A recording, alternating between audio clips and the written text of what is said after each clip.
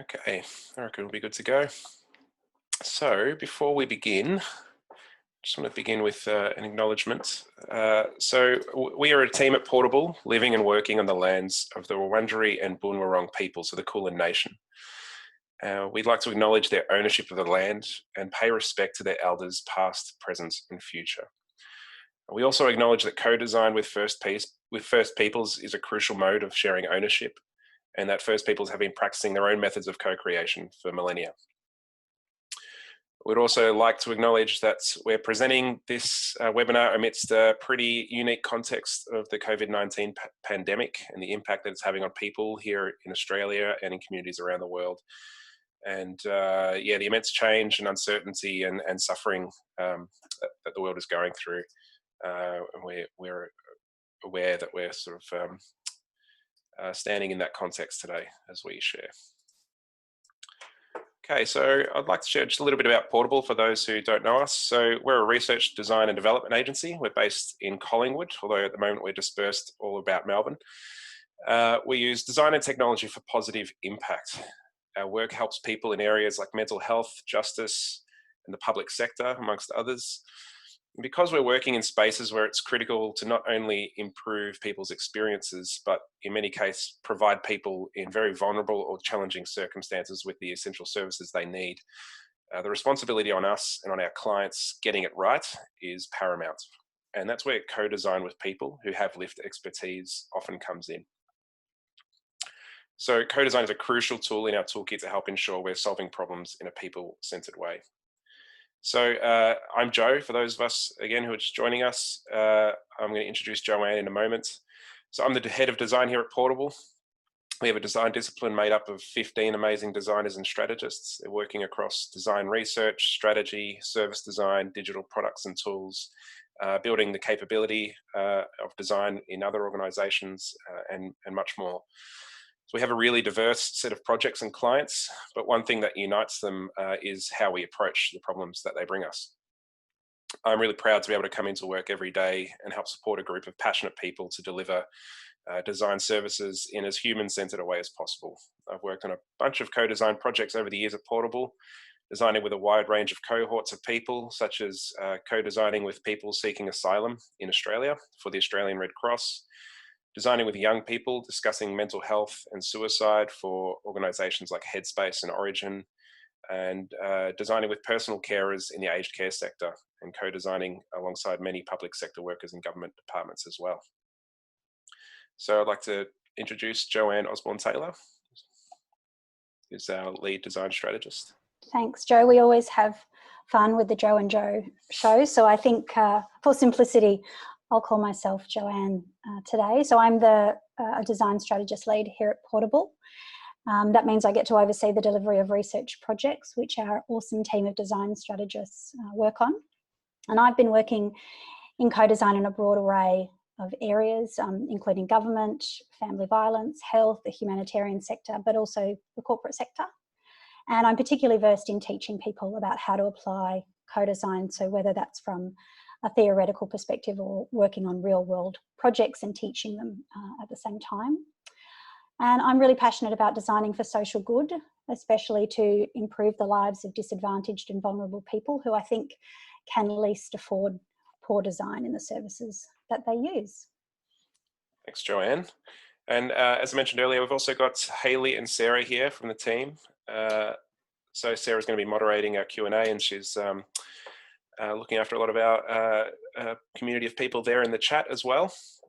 And Hayley is joining us as well as additional support. So please let us know if if you're struggling with any of the tech in Zoom or otherwise. Just pop it in the chat there. So we're going to be talking about co-design today, obvious, but why? So at Portable, we're really interested in making co-design accessible, and for three groups in particular we're thinking about today. So these are people who want to advocate and support the use of co-design within their organisation, people who want to practice co-design and develop their own skills and knowledge, and people who want to build their general awareness and demystify co-design. So if you feel like you fit in one of these categories, or you work with people who do, sure you'll get something out of today. So for us though, making it accessible doesn't necessarily mean that everyone has to become a co-design practitioner. Not everybody may want to do that or has time or scope in their role to do that. But what we do want and what we are aiming for is for more people, particularly those in the public sector, to understand the value of co-design and what it takes to do co-design well. And we can really foster and encourage co-design as a way of designing better products and services that meet the needs of citizens. So as part of that goal, we've recently launched our Co-Design with Purpose guide, which is a primer on co-design, specifically focused on co-design workshops. The intent of this is to give people enough breadth and depth to consider so that they know what it takes to do co-design well. So today's webinar is about celebrating that launch and expanding on some of the material in this guide. We're not going to go in depth into what's in the guide. The guide itself is quite a practical, hands-on guide to conducting workshops in particular, which is often how co-design presents itself. Well, it's not the only way for co-design to present itself, but it's a very common way. What we're going to be talking about today is the different environments in which people might be engaging with this guide and co-design, and the sort of broader context that co-design happens in, and how to ensure that there are good conditions for that and that we are practicing it well. So I encourage you to download the guide on our website. Links there on the page if you haven't already. This webinar is a great companion piece to that. But if you haven't read the guide, you won't be lost at all. So today we're going to be talking about three things: what is and isn't co-design, how to recognize it, how to make co-design happen in your organization, and who to co-design with. And we're going to have some time for Q&A as well. So if we're not covering off what you'd really love discussed, please feel free to add it in the questions, the Q&A panel. I also want to note that co-design obviously often happens in person and sitting shoulder to shoulder with people. And in the current context, that's particularly challenging. But we have just a couple of weeks ago launched another webinar on remote design research and co-design online in particular, which Sarah, who's our moderator today, helped put together and present. So I encourage you, if you're interested in how remote co-design works and some of the best practice around that, I encourage you to seek out the video from that, which you can find on our website also. Okay, so what is co-design and what does it want? So this is how we like to think and talk about co-design at Portable. A participatory approach to design that actively involves employees, business partners, customers, experts, and end users in the design process to help ensure that the result meets their needs and is usable. It involves diverse groups of people with different knowledge, expertise, and lived experience collaborating together to understand and design solutions to problems. Co-design, you can often get lost in the definitions and the semantics of things, and everyone kind of has their own way of thinking about it. We're going to be digging into some of the various ways it can be used. But Joanne, I'm curious, how do you like to think about co-design? Oh, you're muted, Joanne. Thanks. It's an interesting question, and it can be really challenging to find one definition. I guess the way I like to think about it is it's a more inclusive way of creating either systems, products, or services, and doing that with the very people who are impacted by them. So that's the users of your products or services, and getting them to actually influence and shape what they look like based on their lived experience. So what that means in terms of why that's different is traditional kind of decision makers and people who hold power and often design products and services need to be able to change their locus of control and be able to invite different perspectives into the conversation so that more people can participate in the creation of better solutions. Yeah, thanks, Jo. So one thing we know from the work we do is that co-design can look very different depending on the organisation or project or the context that we're working in. And there's different schools that talk about engagement spectrums or maturity models, which tell us that co-design does not always look the same. So the one I'm going to show now is one we often refer to, the engagement spectrum. And I've forgotten again, Joanne, can you help me out with the IAP? It's the International Association for Public Participation. Yeah. So they've got this spectrum of public participation. I'm going to talk through it now. So it begins off with just merely informing people as to what's happening. So if you're making change or you're creating new services or products or making some kind of policy change that's going to affect people, either within your organization or in the broader community, informing is basically letting them know that something is happening. As we move up the engagement spectrum, we get to consultation, which is very frequently seen in public sector and government, which is essentially asking for feedback. So presenting options to people, asking for some feedback, and using that to inform your decision making. As we move further up the spectrum, we have involve, which is presenting people with the problem. So presenting them with some boundaries around what you're looking to solve, and asking them to present some ideas to help inform your decisions. As we move up the spectrum, we get to collaborate, which is where we're really working together with people to both understand and solve the problem. So in design thinking, we often talk about problem definition. And so in this collaborate sort of mode is where we're really seeking to do that alongside people who may be experiencing that problem. So not just bringing them a problem that we believe they have and asking them for some solutions, but actually helping define or redefine what we believe the problem might be. And all the way up to empower, which is essentially co-owning the project with people, and allowing them to lead and be key decision makers along the way. And as you see above that, you see the line of public impact, which essentially illustrates that the more engagement, the further you go up on that spectrum, the more likely and the more wide-ranging and deeper the impact you're going to have with your project will be. So I guess this leads on to a question which I wanted to pose to you, Joanne, which is consultation is often something we see in the public sector, and I guess, you know, sometimes it's passed off as co-design, and I guess that's even saying that is a pejorative way of thinking about it. So I'm curious, from your perspective, do you see consultation as an enemy of co-design? Is it co-design in drag? I don't think consultation is inherently bad, and we can't assume that co-design is always what we need to do when we're solving problems. If an organisation already has a very deep knowledge of the problem and a deep knowledge of the potential solutions, then co-design may not actually surface any deeper insights, and consultation might actually be more appropriate in those kinds of examples. And I think if we undertake co-design but an organisation is not actually in a position to be able to act on the findings, then informing and consulting may be a more appropriate method.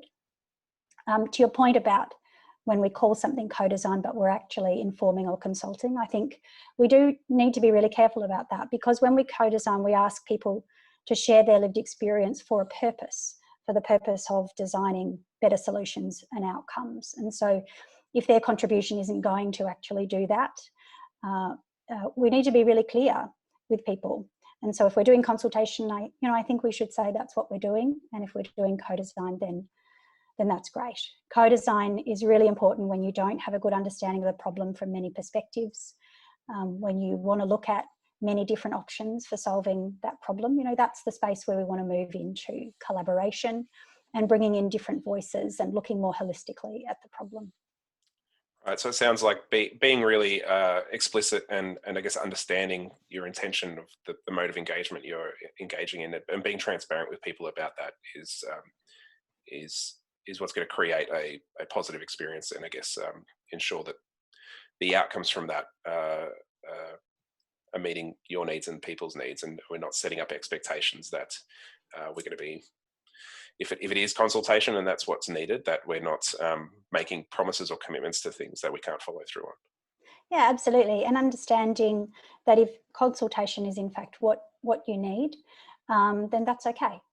Co-design has an important place, and I think we should encourage as much collaboration in co-design as possible, where it is the most appropriate method to use. So on the other end of the spectrum, Joanne, we've got the empower model, and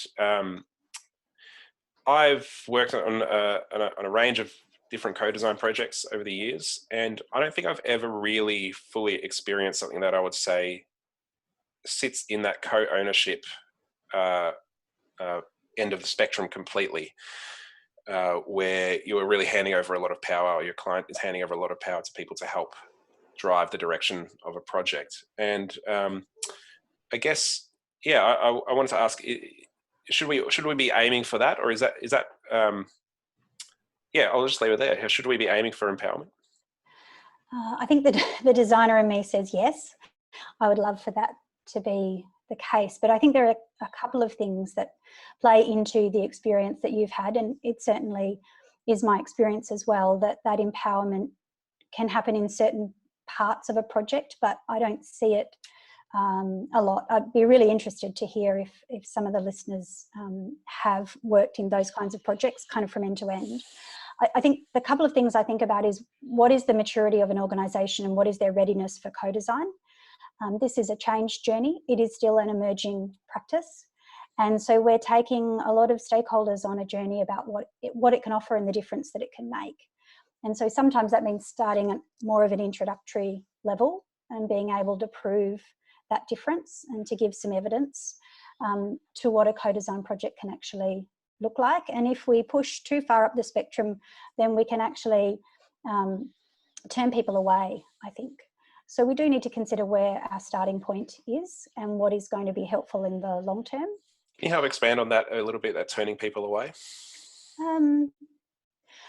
I think, and we'll talk about this a little bit later on, but co-design requires a lot of effort and a lot of thinking, because we're actually challenging some of the ways that we have collaborated in the past. And the further we go up the spectrum to empowerment, the more knowledge, the more skill, the more understanding you need of co-design. You need to have that both within your organisation, but also if you're bringing those kinds of skills in. So I'm going to play a bit of a devil's advocate here, as being a bit of a cynical outsider, which I'm not at heart. I believe in this, but I guess the question of is the empower model actually realistic, or is it just an aspirational goal?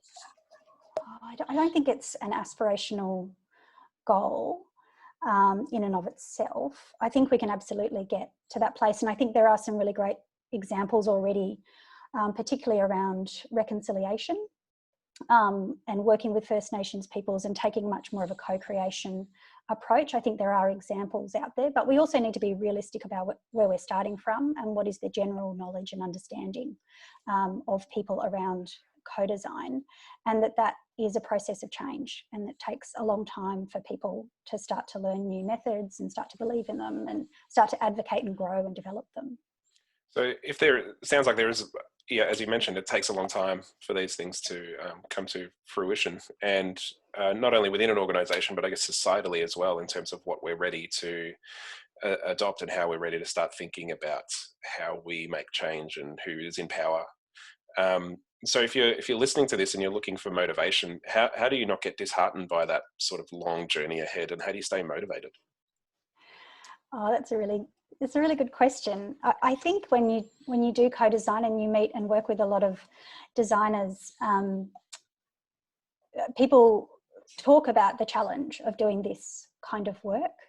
And so I think the way to stay motivated is to realise that we are seeing co-design grow a lot more. If you think about how it was talked about and where it existed 10 years ago, it certainly wasn't as prevalent as it is today. So we're absolutely making change and making progress, but it's a long journey. And if you want to do co-design, you need to be resilient. You need to be ready to influence people, to try to demonstrate the difference that co-design can make, and know that it's not a quick fix.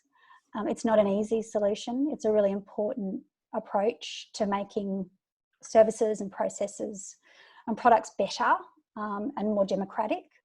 But we need to be resilient and believe that the progress that we've made so far, we can continue to make. That's what I think anyway. I think that's great. So it sounds like everyone doing co-design, because we're not quite, I guess the maturity of the practice is ever growing, and we have high aspirations of where we could take it. And so everyone is on a bit of a learning journey with co-design, and collectively, if we're not at a point where the possibilities are fully realized all the time, I guess for someone further along that journey, I'm curious, what's the current edge of your practice? So what are some of the sort of constraints and boundaries that you're currently coming up against? And how do you sort of inch your practice forward to shift the dial towards some of these higher levels of engagement? Yeah, I think a multidisciplinary approach is one that I've been interested in for a while now. And that is that sometimes co-design can be presented as a unicorn, you know, the panacea. It will solve all of our problems. And of course, no method will do that. We work in really complex environments. So what I like to do is think about the people that I'm working with and the skills that they bring to the table, and what other disciplines or practices might they be using, and how can that actually work with co-design and enhance it. And I've been, you know, lucky enough to work with people who have health behaviour backgrounds, architecture, community development, social work, placemaking. All of these things are really important. And I think part of what we want to do in co-design is merge those practices together. That co-design provides the scaffold or the framework in which, and a process, I guess, in which we work through, and we bring people on a journey with us and hear all of those different perspectives, I guess. Do you think, Jo, some of those professions are more well suited to the ways of thinking and behaving that co-design often requires? Yeah, I think so.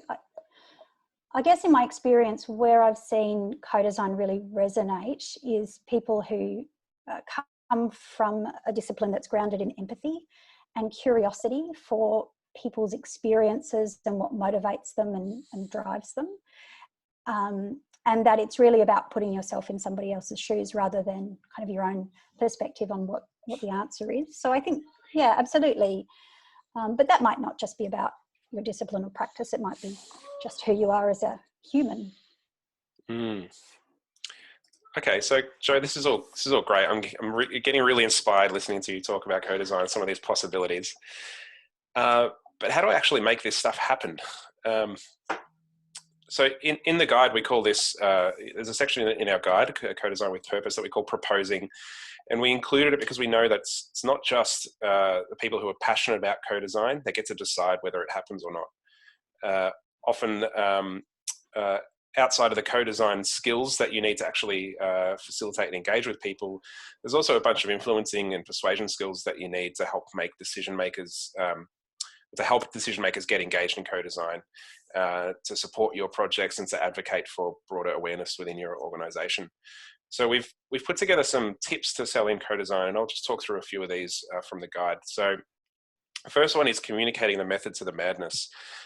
So co-design can often seem like quite a strange thing to people who are used to working in very specific ways, often bureaucratic ways or very process-driven ways, and it can seem like kind of an airy-fairy, fluffy way of working. The reality is that there is a methodology that's grounded in research and decades of practice, and I think becoming au fait with that and communicating that as you're trying to build up the confidence in this practice will go a long way. People often only used to large-scale sort of quantitative data being the form of evidence that they need in order to make change. But the sort of the qualitative data that comes from co-design, and particularly being in the room alongside people and or over Zoom, as it may be, when people experience that, often their confidence grows, which brings me on to the next tip, which is emphasizing the human element.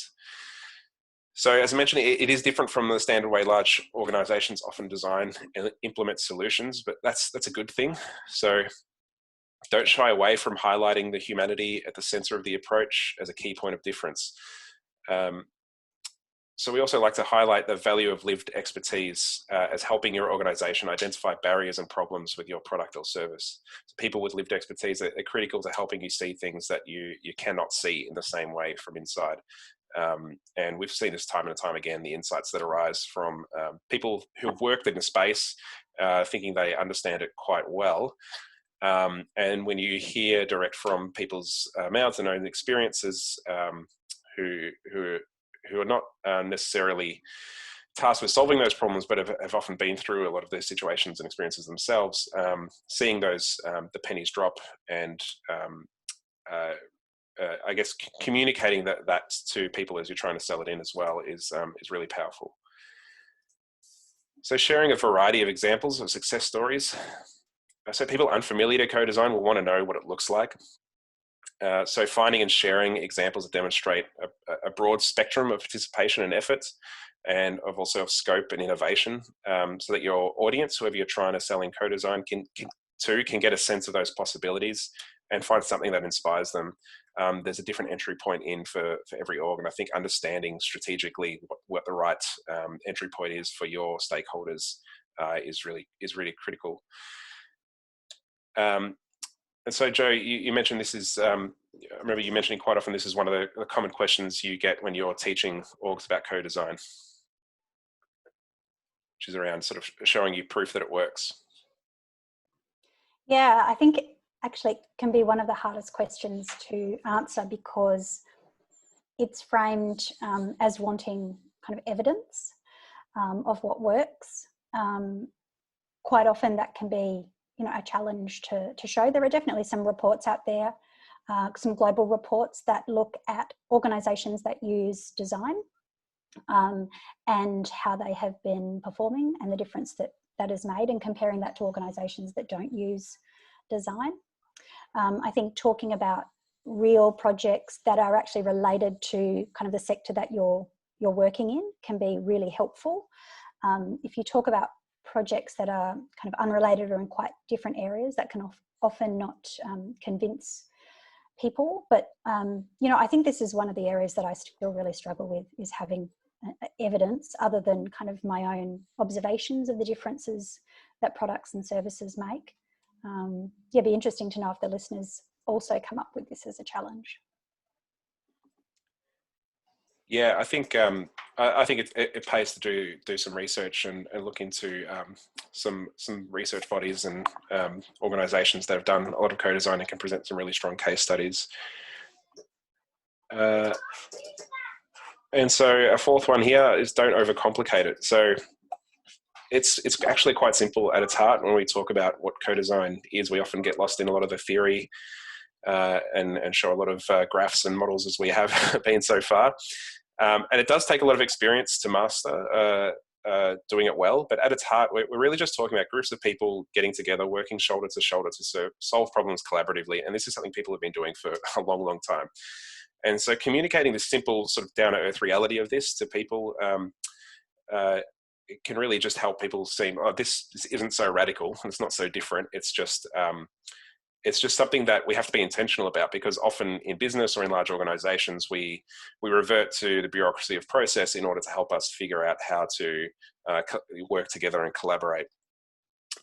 So sort of communicating that, hey, all what we're actually talking about here is just a really human thing of getting together with people and working alongside them on a problem that is really tricky. And we think we'd be able to solve it much easier if we're doing it alongside people who are experiencing it. Martine's actually raised a really great point in the chat, that the best argument is a risk management one, making the case that we'll actually unearth issues early rather than late. And that idea of finding out what's kind of wrong with your product or service before you actually invest the time and money in it.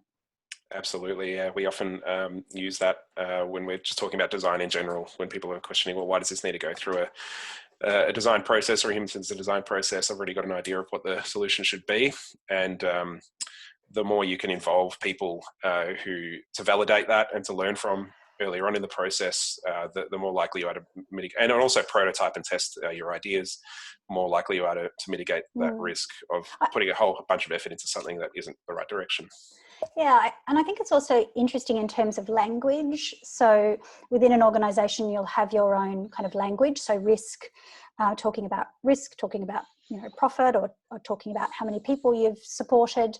If you can actually weave co-design into that language and not overcomplicate it, I think people are more likely to understand how it relates to your actual organisation, rather than, we can get a bit verbose and a bit designerly sometimes and use lots of language that I see people rolling their eyes. And so keeping it simple, keeping it real, and relating it to the language of the organisation you're working in can be really helpful. Absolutely. If you're interested in that, we held a workshop for Service Design Now several months ago, and it was specifically on how business and design communicate, and how we can bridge that gap. I think you can find a blog post on that where we share some of the learnings from that on our website. And finally, a great idea is to actually co-design your pitch with the people that you're pitching to. So show instead of tell. So bring some of the participatory activities that you might do in co-design into your pitch with your stakeholders. And that's a really great way to give them confidence and ownership of the process, as we often find co-design does. And it can also provide an opportunity for feedback from people, and gives you early leads on what your stakeholders' ideas and motivations are. So think about running a very hands-on participatory session with your stakeholders, where you're essentially working through what co-design might mean for them and for their organisation, and thinking strategically about how that might work, and getting their input into that. So you're not just coming to the table with assuming you have all the answers.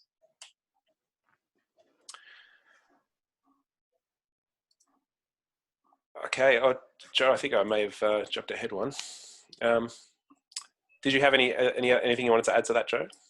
I think what you were just talking about is really interesting. One of the things I've had to kind of work hard at in my own practice, and that I like to teach people, is about building empathy for critics, and applying that kind of empathic approach that we bring to kind of working with community and understanding their experiences. Apply that to people who maybe are sitting on the fence about co-design, who are cynical about it. Understand why they feel like that, what their questions are, kind of what mental models they use, and that would help us to understand how we can actually bring them on the journey.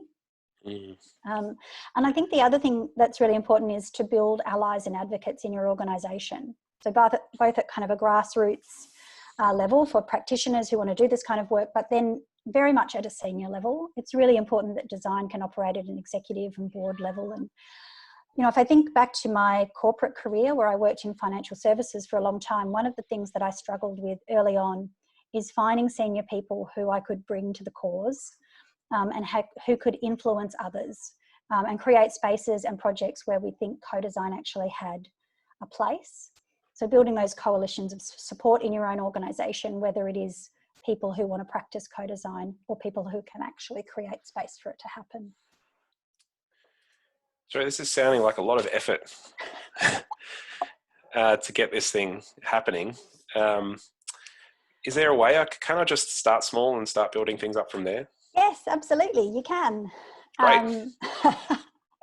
What I would encourage people to do is to look at the places where they have influence, maybe to look at small internal projects where they could apply co-design and start to build up some evidence and bring some of those allies along the journey. That's certainly what I have tried to do in my career. When I was working in financial services and I was trying to build up a practice in co-design, I looked at small projects where we had the influence and we were the decision makers, and we could apply co-design in that space and there was less risk involved. And then that allowed us to share those stories with people, and then to think about what the next project might be, and whether we wanted to build our own capability or whether we needed to get external support in to work on more complex projects. So yes, you can absolutely start small if that's what you have available to you, and continue to influence at the strategic level, so that when you move up to your next project or your bigger project, that you've got those advocates in the organisation. I also think on that earlier point around finding it challenging to talk to people who are used to quantitative evidence and trying to convince them with other kinds of evidence.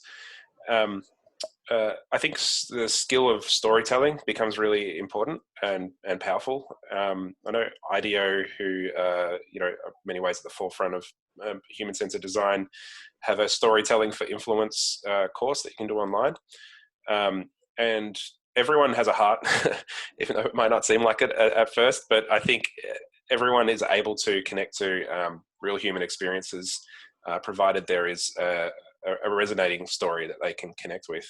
And the more you can engage people in that story, and the more you can bridge the gap between what's coming out of your co-design session. You know, you don't want to just show people a bunch of post-it notes that came out of it. It's not going to be very convincing. But if you can recreate what it felt like being in the room with people, hearing their stories, better yet, have those people in the room so that they can hear it firsthand, that's often going to create a lot of motivation and confidence. So, okay, Joanne, moving on to our next sort of topic. Co-design is all about, obviously, collaboration with different groups of people. So who should we be co-designing with? Well, thankfully, we've given some handy guidance in our guide. So we've got 5 groups of people to consider as the right mix of people. So one, as we've been talking about, is obviously the people you're designing for. So think about the different perspectives you need to hear from for your project in order to get this holistic understanding of your problem area. So consider those groups that are often excluded from the conversation and push to have their voices heard. And remember that if you ask the same people over and over again, you get the same stories. If you have personas or user research, then use that to help guide your recruitment. Recruitment is often crucial and critical and often overlooked. There's really no substitute for getting the people you're designing for in the room. Feel free to jump in at any point, Joe, but I'm happy to just keep moving through. So your subject matter experts. So these are maybe people who have work in your stakeholders organization, or could be external to it, but they're people who live and breathe and often get paid to know everything about the area looking into. So they may have had a lot of first-hand contact with people who are experiencing this problem, but they probably also have a broader systemic view of some of the external factors that are influencing and creating constraints and barriers in the problem space you're looking at. They're also really great if you want to learn a lot in a short amount of time, but they're not necessarily replacements for the people you're designing for, but they can be a really great starting point often to help you get the lay of the land before you start going deeper. So your stakeholders, which is really just another word for people who are tasked with actually implementing the change that you're seeking to make, will have some hand in that. So bringing these stakeholders into the design process, it can be a quick way to build trust and a collaborative relationship with them rather than excluding them from the process, and a really fantastic way to expose them to the voices of people you're designing for, as mentioned. And it's important that you also invite them in to participate in the activities, not just to observe. What we really like to encourage is this sort of this shoulder-to-shoulder collaboration with people where we're all on an equal playing field. We don't want people feeling like they're in a fishbowl being observed as research subjects, but rather that we're all working together on towards the same goals. So other partners from maybe external to your organization. So when designing solutions and for problems in complex systems, there's often a variety of other service providers involved at different stages of that. And so consider co-design as a really great way to bring some of those into your process rather than thinking of them as external factors that can't be influenced. Actually involving them in the process. I can think of some of the work we did for the Australian Red Cross. We did around the subject of asylum seekers. We worked within the sector in Brisbane, and we brought together a whole bunch of different service providers that weren't necessarily connected to each other, but bringing them together in the room to look at solving a problem which they were all motivated to solve was a really powerful way to not have such a silo effect and people sort of solving different parts in this really complex system, but being able to pull all that expertise and knowledge and have people leave leave that workshop feeling like they were part of a greater force. I think often in the not-for-profit and public sector, there's sometimes a weird thing that happens where people want to kind of own the need and own the means to solving that. But often we hear from many people often people at the ground level, feeling like there's so many organizations out there, they're all trying to solve the same problems, but they're all doing it in siloed ways. And co-design can be a really powerful way of actually bringing those groups of people together. And finally, your project team. So having some of your team in the co-design engagement can ensure that, excuse me, that there are facilitators on the ground who can help guide participants who may need a helping hand in a workshop environment. But it's also a great opportunity for others who may be working on the project to hear firsthand from the people that they're designing for. I know as a designer, there's really nothing more motivating than hearing directly from the people that I'm trying to work to create a solution for. It often gives us the motivation we need to solve some really tricky problems. So if you're looking to get your team really inspired and motivated to work on a tricky problem, co-design is a really great way of building that engagement. So Joe, what happens if you don't have the right people in the room? So it's a lot of different groups there, and it's not always easy to recruit, as we've mentioned. But what are some of the risks of not having the right people? It's a good question, and one in fact Emily has asked about in the Q&A. How do you avoid coming into co-design without concrete assumptions that could actually influence the direction of the project? And I think some of what we're going to talk about now hopefully will respond to that. So when we don't have the right people in the room, I think there's a real risk of an echo chamber.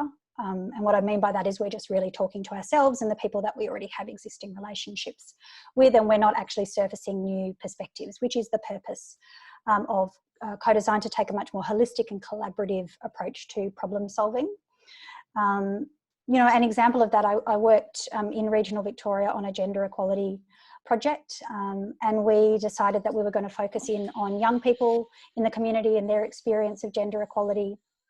As we went through the research and we talked to them about their experiences, what we actually discovered is that it was actually older people in the community who they were interacting with that were causing them some, I guess they were getting conflicting messages from what they would learn at school or the conversations they would have with their parents. And we particularly excluded that group because we had decided only to focus on the experience of young people. But if that group were kind of influencing young people, and if they were coming up with these conflicting messages about what gender equality was, then we really needed to go and talk with them so that we could work out what the best kind of solutions were and why those barriers existed in the first place. So you can get a really skewed view of the problem if you don't have the right people in the room. And I guess the other point that I would make is that if we tend to bring in people we have existing relationships with who are not detractors, who are going to kind of pat us on the back and tell us good things, then that can also be really restrictive. We want to get people in the room who will be critical and open and honest and give us a warts and all assessment, so we really know what the problem looks like from all of those different perspectives. Hey Joe, I might open it up for a question or two. Just mindful of time. I know we've sort of blown through a lot of our time. And so Sarah, is there any questions you wanted to throw our way before we keep going? Yeah, hi everyone. Thank you very much for the engagement on the chat and the questions. And Joanna, I think you've answered one of the two questions that Emily had posted on the Q&A. I'd like to tackle a question that was posted in the chat by Hayden, questioning what is lived experience? Is there a nuance there that's different to just experience? I'll let you take that one, Joanne. Well, I guess the way I think about lived experience is what is the service or the product that you're actually looking at for the purpose of your co-design, and who are the kind of users of those products or services, and who has had an interaction with that particular product or service, or if it's trying to solve a problem, who is actually having that particular problem in their life. And I think that means you're kind of directly affected by it, as opposed to kind of sitting within an environment where you work on a particular service or product, and therefore you have kind of work experience. I guess an example of that might be, I recently worked with the St Vincent's Hospital. They have a special place called the Safe Haven Cafe, which work with people who are socially isolated and often suffer mental ill health. A person with lived experience is the customer, the person who goes to the cafe, who experiences social isolation in their life and experiences mental ill health. A person who just brings experience is perhaps the social worker who provides support when they come to the cafe. It might be the peer worker who is supporting them day to day and sitting with them and talking with them when they come to that cafe. So that's how I think about the difference between experience and lived experience. There's also, I'm not sure how new this is, but it's something I've only come across in the last year or so, but a more frequent reframing of lived experience as lived expertise, particularly when those people are brought into to be working on problems alongside people. I don't know if you want to speak to that at all, Joanne. Yes, absolutely. It's really an important differentiation, I think, because sometimes when we think about lived experience, it kind of sits lower down the order in terms of credibility and expertise when we compare it to people who have a particular profession. And of course, in co-design, what we're trying to do is bring people together to collaborate in a much more democratic and equal approach, that everybody's perspective is important and everybody's voice is important in the room. And so when we frame lived experience or lived expertise, it's to bring it to a level playing field with those who are working on those products or services, and to say both are valid, both are important, and we need to surface all of those different perspectives. So I'm going to jump ahead in our presentation a little bit, just in the interest of time. I'm going to move ahead to this question here, Joanne, which is, can I have a go at co-design myself? Or this is all sounding, again, pretty like you need a lot of experience and expertise. Do I need to get the pros in to do this for me? I was initially a self-taught designer working on small projects, which I talked about before. So I think you can absolutely have a go at it yourself. It really depends on the problem space that you're operating in and its complexity and what you're trying to achieve from co-design, what you want to uncover. And that will determine the kinds of skills that you need. There's a lot of complexity when we start working with people, disadvantaged people, people who experience vulnerability, people who have experience of trauma, those types of things. You really absolutely need to bring people together with lots of expertise to create a safe environment. So maybe we can talk about a few of those skills now. Do you mind if I jump ahead? Yeah. Or slides? So one of the things when I'm teaching, people often start a project and they think, I'm going to do co-design and it's going to be pretty easy. And what they look at is the co-design workshop. And of course, we talk about that in the guide. And what they uncover through the process is that there are a lot of other skills that sit alongside co-design that are just as important to build. So facilitation skills is obviously one of those. Some people in different professions would already bring facilitation skills with them to co-design. The other is understanding research methodology. So being able to design activities for people that encourage collaboration, help us to surface memory and unconscious bias, and to go deep into people's experiences, not just to sit on the surface. I'll add to that, saying that often there's an element where you have to design your co-design engagement. Like you need to kind of go through a process of understanding who your users are, so who the people you're going to have in the room, and what kinds of activities and modes of engagement are going to be best suited to getting what you need and also delivering value to them as well out of that process. And so approaching your co-design engagement as its own design project in itself, and our guide talks a bit about this, is a really useful way of looking at it. Great. And the other ones, again, just in the interest of time, understanding ethical approaches and working with different groups, particularly vulnerable groups, is an important skill. And there's an interesting question that came up in a Q&A here from Dwayne, which is related to this. Is Joanne, give us a checklist of the different diversity types that we should have in the room. I think that always depends on what the actual product or service is. And what I would say is sometimes it can be misleading to think about kind of checking off the box of all of the different diverse groups of people, because we, you know, as humans, we're all made up of different groups. And I get really uncomfortable, I suppose, sometimes about thinking about people in that way and kind of ticking off all of those boxes. What I do like to think about is what are the many perspectives that we need to bring to co-design? What are the different mental models that we need to bring?